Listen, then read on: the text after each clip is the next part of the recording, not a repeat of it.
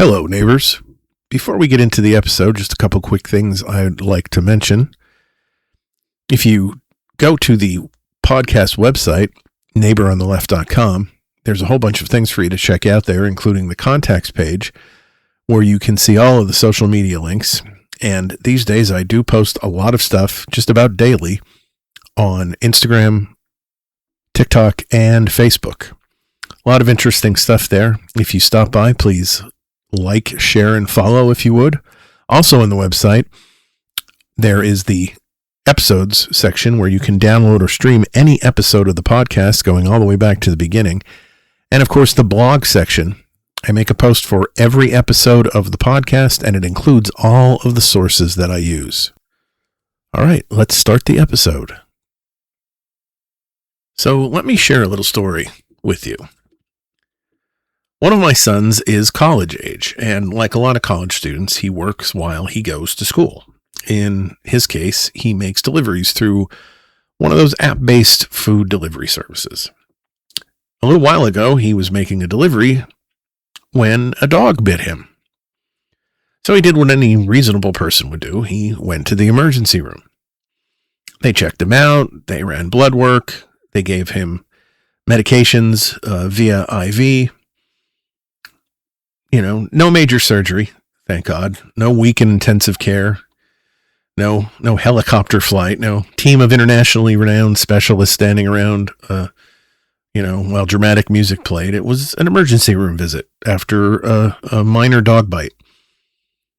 And then the bill showed up. More than $58,000. Now, let me be very precise here, because this is healthcare in America. And every sentence apparently requires a lawyer, an accountant, and someone fluent in billing codes. That was the billed amount. It doesn't necessarily mean that the insurance company will pay $58,000. It does not necessarily mean that my son will owe $58,000, thank the Lord, because the injury happened while he was working. The company's occupational coverage is supposed to handle the claim. So maybe the insurer will negotiate the bill down. Maybe the hospital will accept far less. Maybe the entire number will be transformed through the sacred and mysterious ritual known as processing. But stop and think about what that means. We're supposed to feel better because the bill may not be real. That's the comforting part. The reassuring news is that the hospital may have sent out a price nobody actually expects anyone to pay. Imagine taking your car to a repair shop, getting no estimate, having the work done, and then receiving a bill for $58,000. And when you start choking, someone calmly explains to you that you really need not worry because your insurance company and the mechanic are going to disappear into a private room and negotiate the true price without you. You would not call that a market. You would call that a hostage situation. But this is how American healthcare operates every day.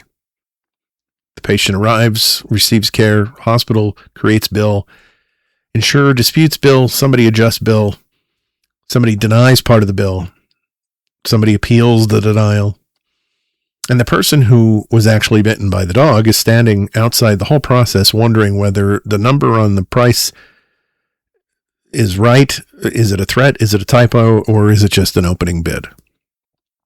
That is the system that we are told represents freedom.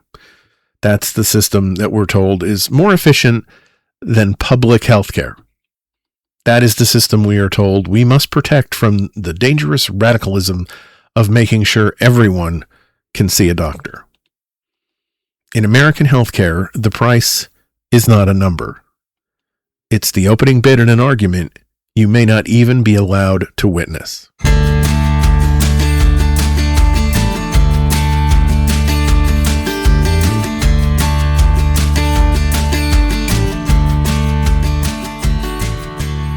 Hello, neighbors. Happy Monday, and welcome to Your Neighbor on the Left, the podcast where we talk about progressive politics, human decency, and life on the blue side of America's ideological divide. My name is Don Spielis, and I am your host. And today, we are going to be talking about Medicare for all. And right up front, let's be clear. Let's clear away one of the dumbest distortions of this debate. Healthcare is not free. Doctors need to be paid, nurses need to be paid, hospitals need staff and equipment and medicine and laboratories and electricity and everything else required to keep people alive. The question is not whether healthcare costs money. The question is how we collect that money, where it goes, how much disappears into administration and profit, and whether getting sick should trigger a financial scavenger hunt. Because Americans are already paying for healthcare. We pay through premiums, deductibles, copays, taxes, employer contributions, prescription costs, medical debt, and wages that never reach our paychecks because they are diverted into benefits. Medicare for all would not make healthcare free. It would make the financing more direct, more universal, and a whole lot harder to pretend we are not already footing the bill. The United States spent about $5.3 trillion on healthcare in 2024. That works out to more than $15,000 for every person in the country. Not every patient personally handed over $15,000, obviously. The money came through private insurance or Medicare or Medicaid, employers, taxes, out-of-pocket spending, and every other channel we have constructed to keep healthcare financing as easy to understand as a ransom note written in hieroglyphics. But the total matters, because whenever someone proposes universal healthcare, the response is always the same. How could we possibly afford that? We are already spending $5.3 trillion. Apparently, we can afford healthcare. We are just unusually committed to buying it in the least reassuring way possible. And this is not merely a giant number sitting in a federal spreadsheet somewhere. It reaches directly into ordinary household decisions. According to Westhelp and Gallup, only 49% of American adults were considered able to consistently afford needed health care and medicine in 2026. Less than half. In the wealthiest country on earth, fewer than half of adults could reliably say they had access to quality care and had been able to pay for their recent medical visits and prescriptions. And another West Health Gallup survey found that roughly 1/3 of Americans had cut back on spending or delayed major life decisions because of their healthcare costs. They postponed things like buying homes. They delayed retirement. They reconsidered changing jobs. They put off vacations or education or other plans. Some postponed having children. And plenty of people delayed the medical care itself. Sadly, that is what healthcare costs do.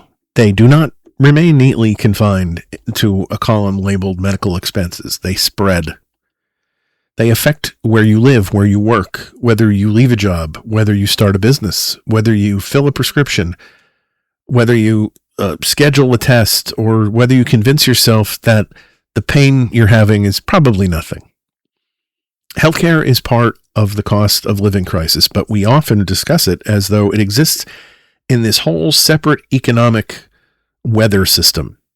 We talk about grocery prices, we talk about rent, we talk about mortgages and gas prices and electricity and childcare, and of course all of those things matter. But health insurance is the bill you pay for the privilege of possibly receiving another bill. Even employer coverage, which we often describe as good insurance, can come with a sizable deductible before the plan begins paying much of anything. The Kaiser Family Foundation, or KFF, found that among covered workers whose plans had a general annual deductible, the average deductible for a single person's coverage was $1,886 in 2025. And about 1/3 of covered workers were in plans with a deductible of at least $2,000. That is insurance. That is the protected group. Those are people who already have the card in their wallet and the premium coming out of a paycheck. Then illness arrives and says, wonderful, now let's discuss the entrance fee. This is why people wait. They skip appointments. They split pills. They hope the swelling goes down. They use urgent care instead of seeing a specialist. They avoid the emergency room until the emergency has become sufficiently dramatic to defeat the deductible through sheer force. And sometimes they borrow. Gallup previously estimated that 12% of American adults borrowed money for health care in a single year, totaling roughly $74 billion. So when we say Americans are insured, that does not necessarily mean they are safe. It may mean they possess a financial product that reduces the size of the disaster. Now, my son's story, at least so far, includes occupational coverage that is supposed to handle the bill. And that is a relief. But millions of people receive a frightening medical bill without knowing whether an insurer, an employer, a public program, or anyone else is going to step in. And that is the heart of the problem. In this country, healthcare is not merely something you need. It's something you must qualify for, finance correctly, schedule within the proper network, code accurately, and hope somebody agrees to pay for after the fact. We have made survival dependent on paperwork. And then we act shocked when people say the system is not working. So let's start off with talking about what Medicare for All actually is, because the name creates almost as much confusion as it clears up. When people hear Medicaid for All, some imagine taking the exact Medicare program that seniors use now and simply handing the same card to everybody. And that is not quite what the current proposal does. The Medicare for All Act, introduced in April 2025 by Representative Pramila Jayapal and Senator Bernie Sanders and Representative Debbie Dingell, would create a national public health insurance program covering every American. And the proposed benefits are broader than traditional Medicare as it exists today. The legislation calls for coverage of hospital care, doctor visits, prescription drugs, mental health care, reproductive care, dental care, vision care, hearing care, and long-term services and supports. It would eliminate premiums, deductibles, and copays for covered care. That matters because the Medicare most seniors use now is not actually one simple all-inclusive program. Traditional Medicare has separate parts. Part A generally covers hospital care. Part B covers physicians and outpatient services. Prescription drugs are usually handled through a separate Part D plan. There can be premiums, deductibles, and coinsurance. Many seniors purchase supplemental insurance to cover some of the gaps. And then there is Medicare Advantage, which is another creature entirely. Medicare Advantage plans are privately operated insurance plans paid by the federal Medicare program. They may bundle benefits and offer extras, but they also come with private insurer networks, prior authorization rules, and corporate administration. So when supporters talk about the administrative efficiency of traditional Medicare, they're not talking about Medicare Advantage. They're talking about the publicly administered side of the program. Medicare for All would take the basic idea behind traditional Medicare, one public insurer paying for care, and expand it into something much more comprehensive. The government would become the main insurance payer. That does not mean the government would automatically own every hospital. That is absolutely not what it means. It does not mean your family doctor would suddenly become a federal employee, wearing a badge and asking whether you brought Form 38B. Most doctors, clinics, hospitals, pharmacies, medical practices would remain privately operated. The difference would simply be who pays them. Instead of hundreds of insurance companies maintaining hundreds of separate plans and networks and contracts and billing rules, and providers would deal primarily with one public insurance system. That is why Medicare for All is usually described as a single payer system. One principal payer, not one government doctor, not one national hospital, not one giant waiting room in Washington where the entire country sits under a television playing, daytime TV. The government finances the care. Medical professionals provide the care.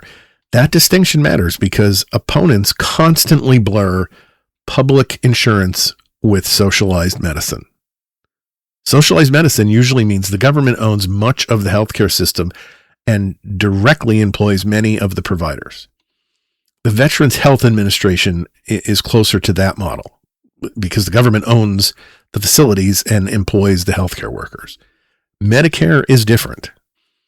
The federal government provides the insurance, but patients receive care from independent doctors and hospitals. Medicare for All would expand that insurance model. And under the proposed legislation, people would generally be able to choose participating doctors and hospitals without being trapped inside a private insurer's network. Now, that does not mean that every provider would be required to participate. It does not mean every treatment anyone requests would automatically be approved. There would still be standards, payment rules, medical judgments, and disputes. But the basic promise is simple. Coverage would belong to the person, not the job, not the spouse, not the insurance company, not the annual enrollment period. The card would not disappear because you were laid off or got divorced or turned 26 or had your hours reduced or had to move to another state or decided that you wanted to open your own business. And this is why the phrase government takeover of healthcare is so incredibly stupid and misleading. The proposal is not primarily about the government taking over healthcare. It is about the government taking over the financing role, currently divided among private insurers and public programs and employers and millions of frightened individuals just trying to decode a bill after they've been sick. Insurance is not healthcare. The insurance company does not perform the surgery. It does not diagnose the illness.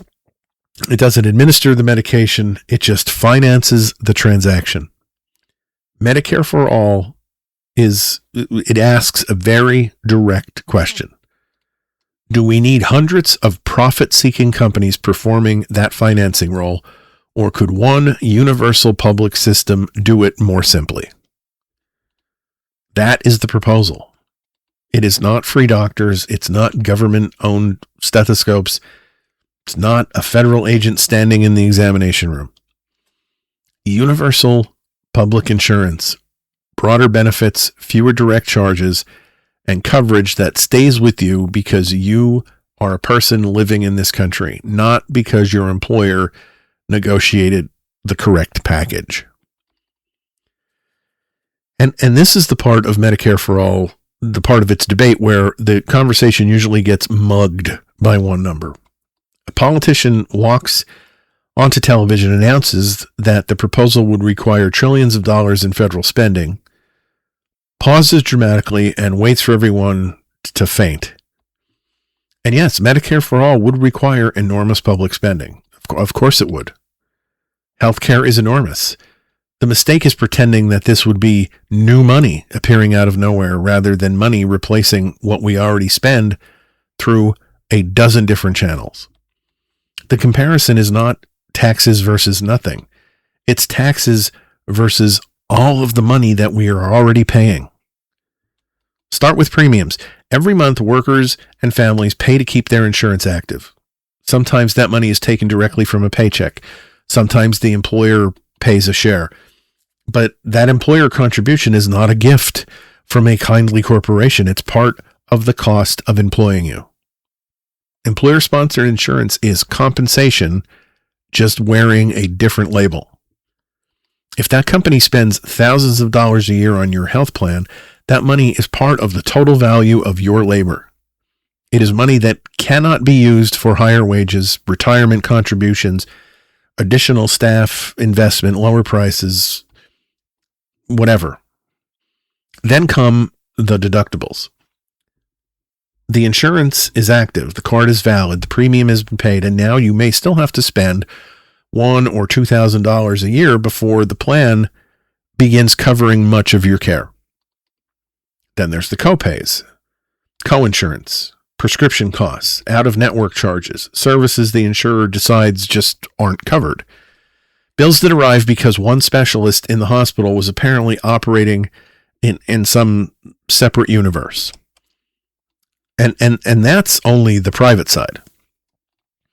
You are also paying through taxes for Medicare, Medicaid, veterans health care, public employee coverage, subsidies for marketplace plans, tax advantages for employer-sponsored insurance, and Medicare delivered through state and local programs. You are paying for workers' compensation systems and for occupational coverage and for hospitals to treat people who cannot pay. You are paying for medical debt that is written off, sold, collected, or folded back into prices somewhere else. You are paying when businesses raise prices to cover employees' health benefits. You are paying when wages grow more slowly because healthcare costs rise faster. You are already paying for all of this. The money is simply scattered across so many bills and deductions and tax forms and benefit statements and so on and so forth that we have trained ourselves not to see it as one gigantic healthcare expense. Imagine a family currently paying $6,000 a year in payroll deductions for insurance. They also have a $3,000 family deductible. They spend another $1,000 on prescriptions, copays, and uncovered services. And the employer is paying $10,000 or $15,000 on top of that. Now suppose a Medicare for All financing plan increases that family's taxes by several $1,000s, but eliminates the premium, the deductible, and most of the out-of-pocket charges. You cannot determine whether that family is better or worse off by only looking at the tax increase. The relevant number is what leaves the household altogether. That does not mean every household automatically saves money. The financing details matter. A badly designed tax could hurt working families. A flat tax could be regressive. A poorly structured transition could shift too much of the burden onto people who can least afford it. Supporters of Medicaid for All should not dodge those things. They are real considerations. They should explain who pays more, who pays less, and which existing expenses disappear. But opponents should have to do the same thing. Opponents should be required to explain why premiums are not taxes simply because the corporation collects them instead of the government. Why a deductible is treated as a personal responsibility instead of a mandatory cost sharing. Why money withheld from a paycheck by an insurer is somehow freedom, while money withheld through a public system is somehow tyranny. And then there's job lock. Millions of Americans make employment decisions around their health insurance. They stay at jobs that they hate. They delay retirement. They avoid cutting hours. They don't start their own businesses. They remain tied to a spouse's coverage. They tolerate bad bosses and bad schedules and bad working conditions because losing the job could mean losing access to healthcare. That's not freedom. That's dependency. A universal system would separate healthcare from employment. Your coverage would not vanish because your company downsizes, or your marriage ends, or your hours change, or your boss decides to become an unbearable dick. You would still pay for healthcare. The country would still pay for healthcare, but the financing would be visible, universal, and connected to the person rather than the job. So yes, Medicare for All would require taxes. No one denies that. It is not a secret. The dishonest part is pretending that taxes would arise from nowhere and replace nothing. They would replace premiums. They would replace deductibles. They would replace copays. They would replace much of what employers already spend. They would replace entire categories of private expense that somehow disappear from the conversation the moment someone says the word tax. You are already paying for it. The only real question is whether you want to keep paying through a maze designed by insurers, employers, billing departments, benefit managers, or whether you want a system honest enough to put the entire cost on the same page. Now we come to one of the strangest myths surrounding American healthcare, the idea that private insurance represents efficiency. Because nothing says efficiency quite like giving every hospital, doctor, therapist, laboratory, pharmacy, employer, and patient a different set of rules depending on which logo appears on the insurance card. Traditional Medicare operates with low administrative expenses. One widely cited KFF analysis found that the federal administrative costs associated with traditional Medicare and oversight of the program amounted to roughly 1.3% of total Medicare spending. That number needs some context. Medicare is enormous, so it does benefit from scale. It also serves older and medically vulnerable people who, on average, require more expensive care. When the total amount spent on treatment is higher, the administrative costs naturally appear smaller as a percentage of the whole. So we can't pretend that 1.3% is a magic number that settles the entire argument, but the broader point still absolutely matters. Traditional Medicare does not need to advertise competing insurance products. It doesn't need broker commissions. It doesn't need hundreds of separate provider networks. It doesn't need to design a new collection of plans every year and then spend millions of dollars persuading people that Silver Plus Select Preferred is somehow meaningfully different from Silver Choice Enhanced. The private system does need all those things. Every insurer maintains its own contracts, claim systems, formularies, billing requirements, prior authorization procedures, appeals processes, networks, marketing departments, executive structure, and profit expectations. And the burden does not remain inside the insurance company. Doctors and hospitals must build an entire administrative workforce just to communicate with all of them. Someone has to verify whether the patient is covered. Someone has to determine whether the doctor is in network. Someone has to check whether the treatment requires prior authorization. And don't even get me started on prior authorization. That could be an episode in and of itself. Someone has to submit the proper billing code. Someone has to find out why the claim was denied, then correct it and resubmit it or appeal it. Someone has to explain to the patient why a procedure performed inside an in-network hospital was handled by an out-of-network provider who apparently, parachuted into the building, from some other facility. We did not eliminate bureaucracy with private insurance. We replaced public bureaucracy with corporate bureaucracy. Separate portals, different rules, higher executive salaries, and really cheesy on-hold music. Researchers studying billing and insurance-related administration have estimated that a Medicare for All style single-payer system could substantially reduce those costs, although the amount depends on the design of the system and which assumptions are used. One study estimated reductions in billing and insurance-related costs of roughly between 1/3 and 1/2 under single-payer models. Now, that does not mean the entire savings estimate is guaranteed. It means the duplication is real. And this brings us back to the story of my son's emergency room bill. The dog bite required medical care. A nurse did the intake, someone drew the blood, a laboratory processed it, medication was administered through an IV. Those were healthcare services. But producing and resolving that $58,000 bill requires another chain of labor entirely.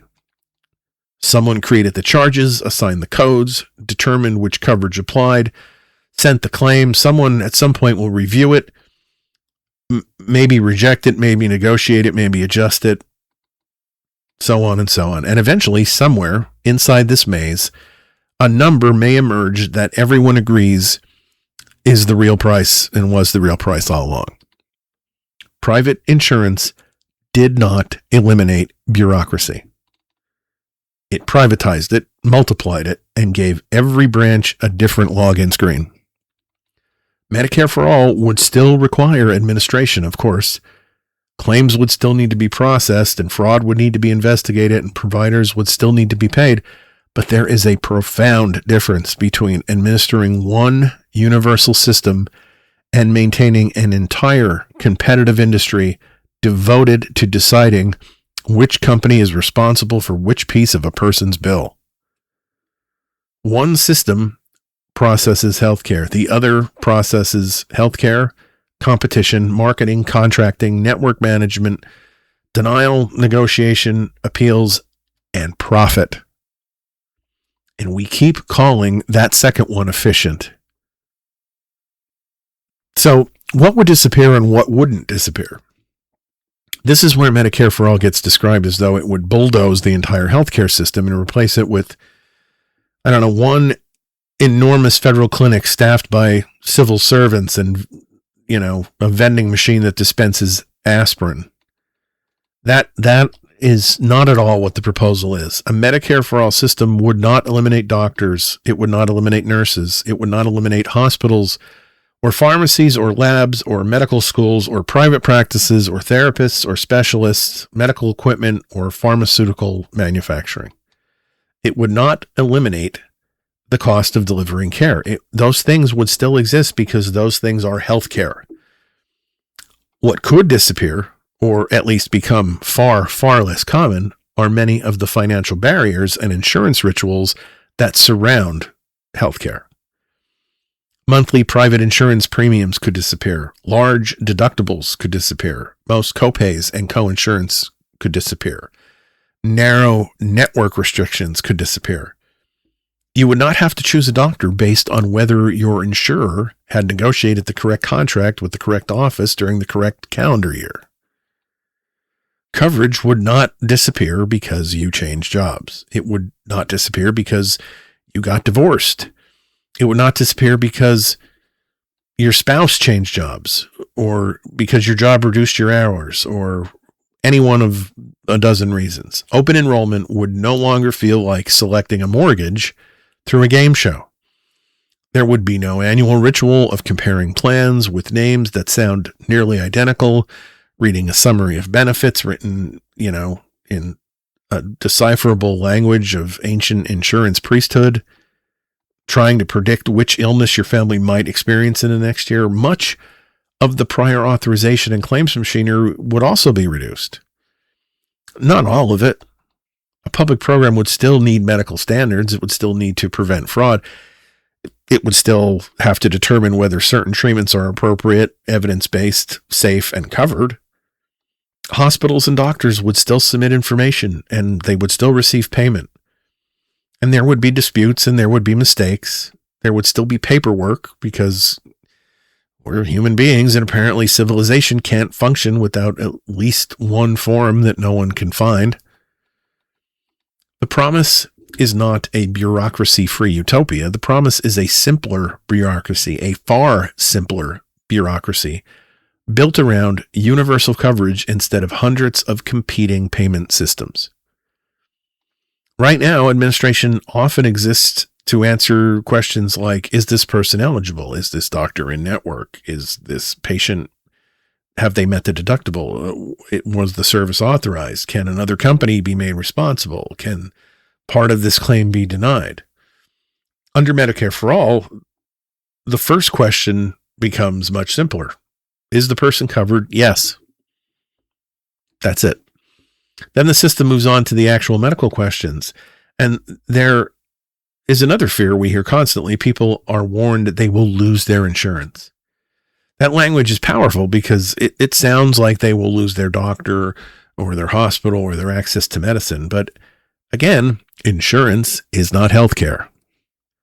A card in your wallet is not healthcare. Neither is your network or the approval code or many of the other things that I've been talking about. Insurance is the financing mechanism standing between you and the people who provide the treatment. So yeah, you may lose a private insurance product, but if the public system gives you access to more doctors, more hospitals, more services without a deductible hanging over your front door, what exactly have you lost? Traditional Medicare generally allows patients to use any participating doctor or hospital in the country, rather than confining them to one private insurer's narrow network. If any of you with employer-based insurance have ever ran into this, I'm sure many of you have. You're on vacation, you're someplace far away, and you need medical care, but you are hundreds or thousands of miles away from your insurance's network. It's just headache on top of headache on top of headache. Now, this system that I'm describing is closer to genuine choice than a system in which your employer chooses an insurer and your insurance chooses a network and your network determines which doctor you can see. None of this means Medicaid for all would solve every healthcare problem. It would not create doctors in communities that lack them. It would not automatically reopen rural hospitals that have closed. It would not eliminate medical records or staffing shortages or high drug prices or poor management. Those problems would still require policy and funding and oversight and competent leadership, but it would remove one enormous source of instability. People would no longer have to wonder whether the next illness arrives before or after the deductible resets. They would not have to remain in a job simply because they cannot risk their family losing coverage. They would no longer have to drive to the second closest hospital because the closest hospital is not on the right list. The system would still have rules. It would still have budgets. There would still be arguments, of course, but the bureaucracy would exist to administer care for everyone, not to determine which company has discovered a reason not to pay. Now, if you've listened to any of the episodes of this podcast, you know I do like to be honest and I do like to be thorough, and it would be wrong to not mention the strongest legitimate objections to Medicare for all. None of the things I've been saying so far, none of this means that Medicare for all would be easy. It would be one of the largest changes to American domestic policy in generations. Anyone who describes that transition as simple is not realistic, and they are certainly not helping the argument. Millions of people currently receive coverage through employers and private insurers and Medicare Advantage plans and so on. Moving all of that into one national program would require years of planning, new payment systems, new rules, enormous administrative coordination, and a government capable of doing more than naming the website and hoping for the best. Then there are the workers. The private insurance companies, billing departments, claims offices, benefits managers, brokerages, and related businesses employ a great many people. And those workers are nobody's enemy. Most of them did not design the system. They are merely earning a living inside it. If Medicare for all reduces the need for their current jobs, the answer cannot be to shrug and tell them they were unfortunate pieces of unnecessary overhead. A responsible transition would require retraining, wage support, replacement assistance, extended benefits, and enough time for people to move into other work. Universal healthcare should not be built by casually sacrificing the workers currently administering the severely broken system. Provider payments are another serious concern. Private insurers generally pay doctors and hospitals more than Medicare does. A Congressional Budget Office review found that commercial insurers paid physicians about 129% of Medicare rates on average across the studies it examined. An earlier KFF review placed the average at about 143%, with wide variation among specialties and regions. For hospitals, the difference can be even larger. So if Medicare for All simply announced that every hospital and physician would immediately receive current Medicare rates, some providers would face real financial trouble. That would be especially dangerous for rural hospitals, safety net facilities, small practices, any institution serving patients with complex needs. A serious plan would need payment rates designed for the new system, not merely copied from today's Medicare fee schedule. It might require special rural adjustments, direct hospital budgets, support for teaching hospitals, and protections for facilities that just cannot survive on a one-size-fits-all rate. And then, of course, there are the taxes. There is no denying that taxes would rise. There is no honest version of this argument in which the federal government covers everyone and public revenue does not have to increase. The public deserves specifics. Which taxes? How much?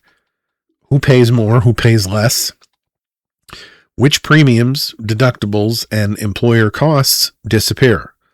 How are small businesses treated? How are middle-income families protected?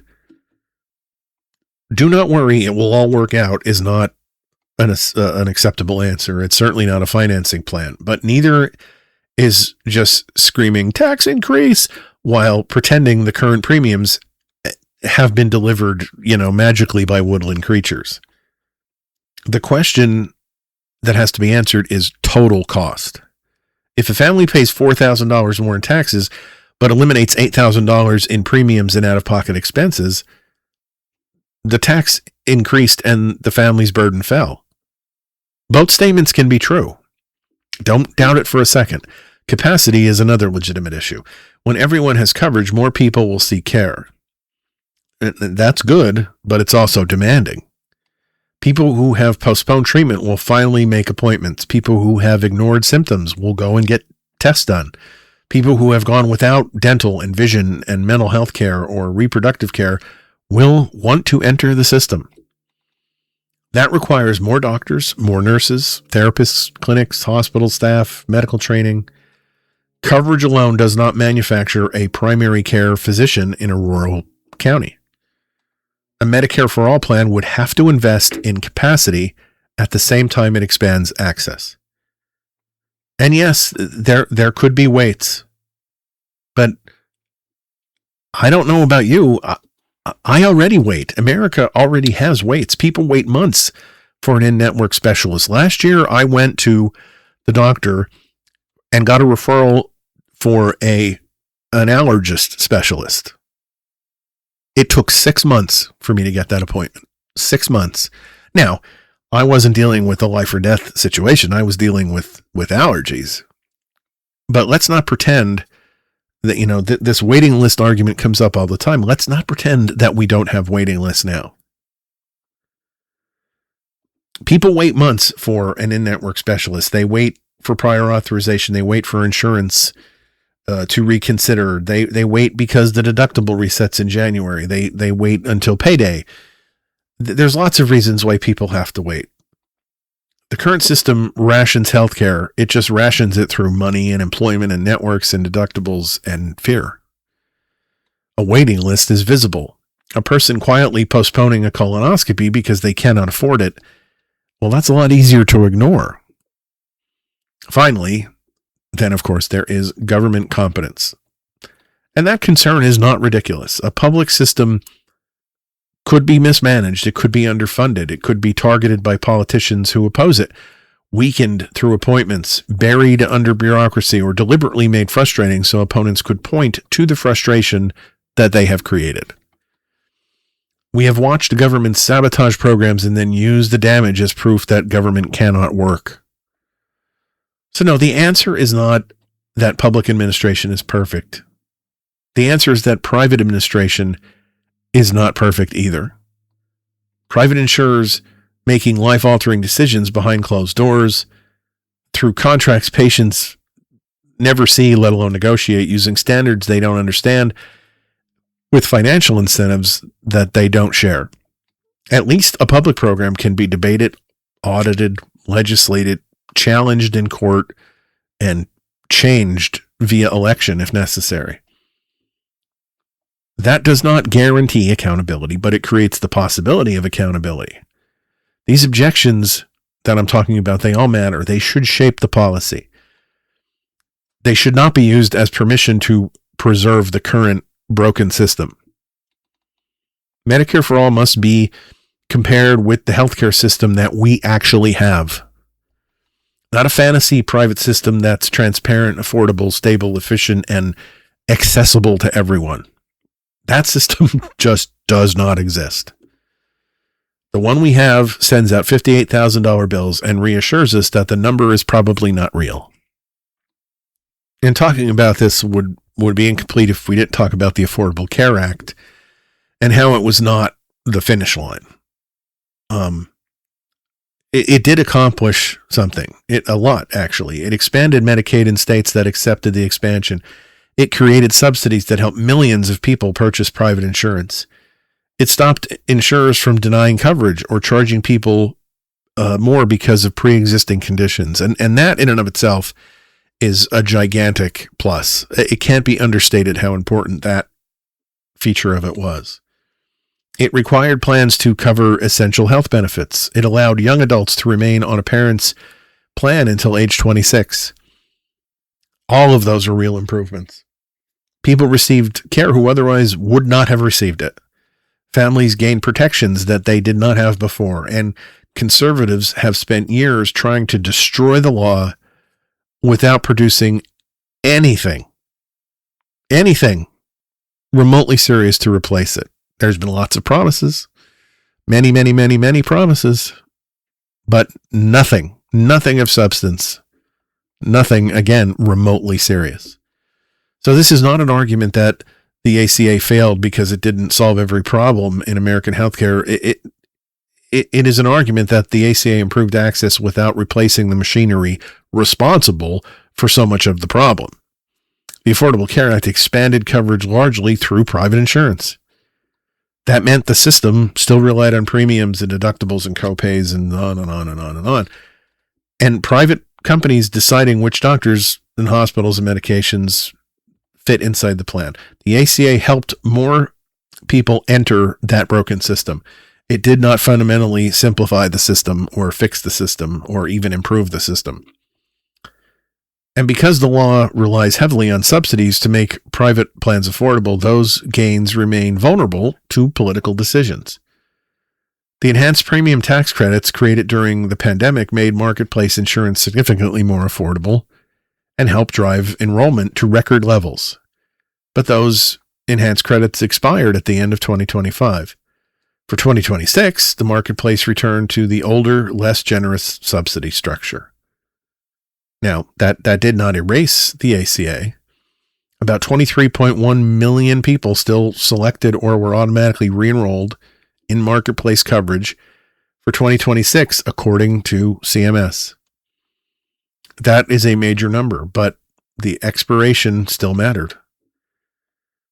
Kaiser Family Foundation found that out-of-pocket premium payments rose sharply for many enrollees in 2026, especially for people who lost eligibility for assistance or received less help than they had under the enhanced credits. Unsubsidized benchmark premiums also climbed considerably. In other words, the law remained in place, the plans remained available, millions stayed enrolled, but affordability became much worse because Congress allowed one temporary support beam to disappear. That is the vulnerability of incremental reform. It can make a private system seem more humane. It can subsidize premiums and regulate policies and prohibit some of the worst practices, expand eligibility, but the central structure remains, and the central structure is broken. The insurer still sells the product. The employer still acts as the gateway. The plan still has a network and a deductible, and the provider still has to navigate the billing system. And every few years, The entire arrangement becomes hostage to another political fight over subsidies and rules and enrollment periods and funding and blah. The Affordable Care Act was a meaningful step forward, but it was by no means the finish line. The deeper question was never simply whether more people could obtain an insurance plan. The deeper question is what happens after they obtain it. Can they afford to use it? Can they see the doctor they need? Can they get the prescription filled? Can they survive the deductible? Can they change jobs if need be? Can they receive care without first becoming an expert in all of these things, networks, formularies, so on and so on? Incremental reform can reduce suffering, and that matters, but it does not resolve the structural choice at the center of American healthcare. Do we treat healthcare as a guaranteed public good, or do we continue treating it as a consumer product sold through private intermediaries, then use public money to help people afford the product? The ACA made that product available to millions more. Medicare for All asked whether the product itself is the problem. And sometimes the name, I think, is the problem. There are a good number of people who support the idea but fear the name.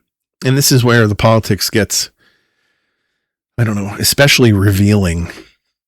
Ask Americans whether government has a responsibility to make sure everyone has health coverage, and a clear majority say yes. Pew Research Center found that in late 2025 that 66% of Americans believed the federal government has that responsibility. That's not a fringe opinion. That is 2/3 of the country agreeing on the basic moral obligation. But then change the wording. Ask whether the healthcare system should be based primarily on private insurance or run by the government, and the country becomes almost evenly divided. Gallup found that 48% preferred a private system and 46% preferred a government-run system. Same country, same healthcare crisis, very different emotional reactions. Because people are not simply responding to policy, they're responding to words. Guaranteed healthcare sounds reassuring.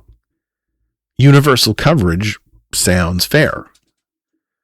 No premiums or deductibles sounds wonderful. Keeping your doctor sounds great.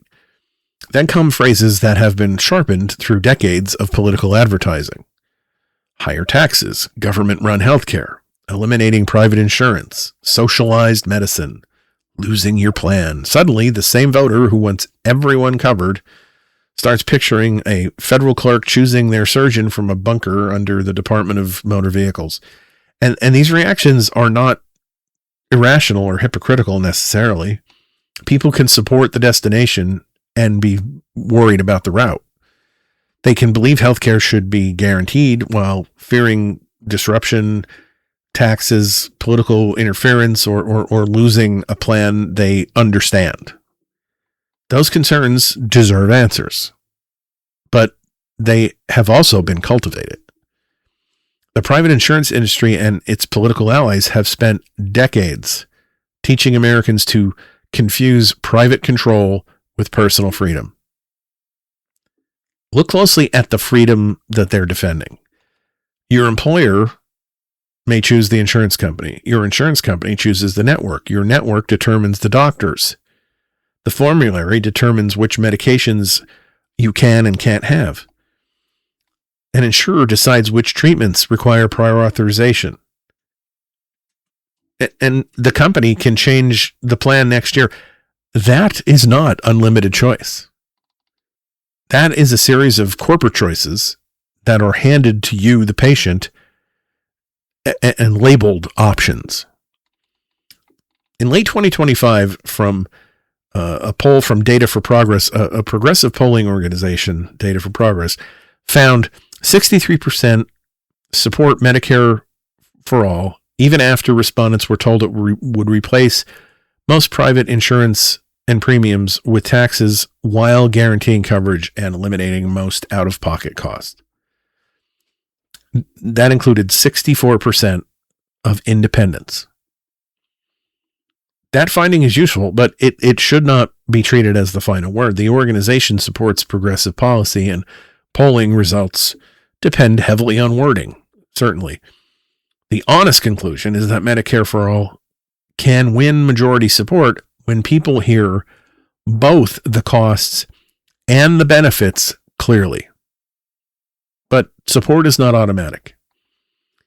It can rise when voters hear guaranteed coverage and fall when they hear government run. That is the political battlefield. Not whether Americans know the present system is failing. They do. They absolutely do. Not whether most people believe government has some responsibility to ensure coverage. Again, they do. The fight begins when we attach a name, a financing system, and consequences for a very, very powerful private industry. Americans want security and choice and affordable care, and they want to be able to keep their doctors. And many have been taught that the only way to preserve those things is to preserve the insurance company standing between them and all of it.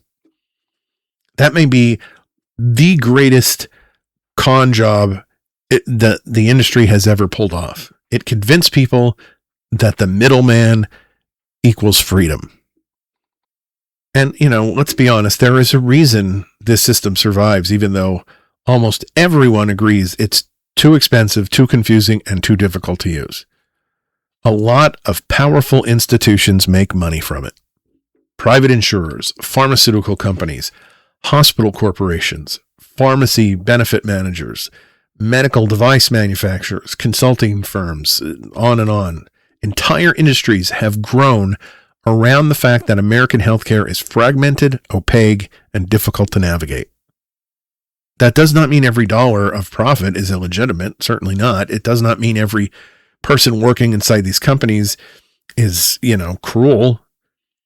Most employees are doing their jobs inside a system they did not create. The problem is not that every insurance worker wakes up hoping someone's claim gets denied.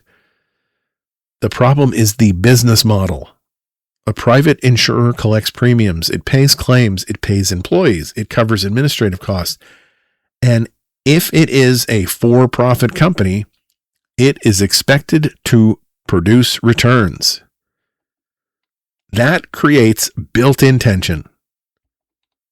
The patient wants the care approved. The doctor wants to provide it. The insurer has a financial interest in controlling how much it pays. That doesn't require a secret meeting in a dark room. It does not require a villain twirling a mustache and, rejecting somebody's chemotherapy claim. The incentive is already built in. It is sitting in the spreadsheet. Every dollar not paid out remains available for all the other things: administration, executive compensation, investment, or profit. That is why the middleman matters. Ask a simple question. What medical service does the insurance company provide while the patient is lying in the emergency room? It doesn't draw the blood or administer the IV or clean the wound or diagnose an infection. Doesn't monitor the patient. It doesn't prescribe the medication. Its role is to decide how much of the resulting bill it will recognize, how much it will negotiate, how much it will pay, and how much may be shifted somewhere else. Insurance is supposed to be a financing mechanism. In the United States, it has become a powerful industry standing directly between the patient and the care. And that industry has enormous political influence. Lobbyists, advertising, trade groups. It warns about government control while exercising tremendous control of its own. It tells people they may lose choice while maintaining networks that limit which doctor they can see. It warns about rationing while requiring prior authorization and denying claims. It warns about bureaucracy while operating an administrative empire. And because so much money, employment, and political influence and corporate power is tied into this present arrangement, reform is treated as dangerous even when the present arrangement is plainly failing. We are told the system cannot be changed because changing it would disrupt the industries created to manage the dysfunction. But preserving an entire profit-seeking structure simply because dismantling it would be politically difficult is not a healthcare policy. It's just a surrender. The purpose of a healthcare system should be to provide healthcare, not to preserve every toll booth that has been built between the patient and the people who actually provide that healthcare. So let's go back to where we started here as we wrap up. My son was bitten by a dog while making delivery. He went to the emergency room. They ran the blood work. They gave him medication. And the hospital generated a bill for $58,000. And I'm rounding. Maybe the occupational insurer will negotiate that number down. Maybe the hospital will accept less. Maybe my son will owe little or nothing. I certainly hope that's exactly what happens, but none of that makes the system rational. The hospital still created the bill. The insurer still has to process it. Someone still has to code it and review it and negotiate it and adjust it and approve it and reject it or appeal it, or send another one and start the process over. Every one of those steps costs money. Every office involved costs money. Every system costs money. Every middleman takes a turn. And all of it is financed by us through premiums and wages and taxes and deductibles and copays and skyrocketing prices, medical debt, or delayed care. Through the quiet fear that one accident, one diagnosis, one badly timed illness could blow a hole through an otherwise ordinary life. So no, Medicare for all would not be simple. It would require taxes and legislation. It would require competent administration, careful provider payments, transition planning, support for displaced workers, investment in medical capacity, and a political fight against some of the most powerful industries in the country. And all of that is enormously difficult. But difficult is not the same as impossible. And difficult is not a defense for the ridiculous system that we have now. The current system is too complicated, too expensive. It rations care. It creates winners and losers. It relies heavily on government spending anyway, and it buries people in bureaucracy. There's a difference. The difference is that we have lived with this version for so long that its absurdities have begun to look normal. They are not normal. A system in which the price is unknowable, the bill is negotiable, the coverage is conditional, the patient is the last person allowed to understand what's happening, is a lot of things, but it's not freedom. It is confusion with a premium. The question is not whether we can afford to provide healthcare to everyone. We are already spending the money. The question is how much longer we're willing to pay insurance companies and billing departments and consultants and brokers and executives and shareholders and entire administrative empires for the privilege of deciding who gets care and who gets the bill. My son was bitten by a dog and the hospital produced a bill for more than $58,000. And somehow Medicare for all is the idea that we are told is unreasonable.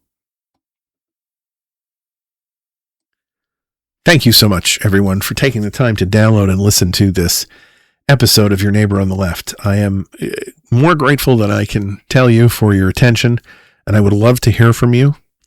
As I mentioned at the beginning of the episode, you can go to the contacts page on the website, neighboronyourleft.com, and either DM through one of the social media apps or send an email. Let me know what you think about this.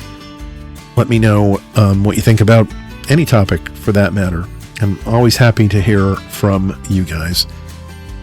I will be back on Wednesday with another episode of Your Neighbor on the Left. So between now and then, stay engaged, stay kind. I hope you stay healthy, and have the kind of week you'd wish for others.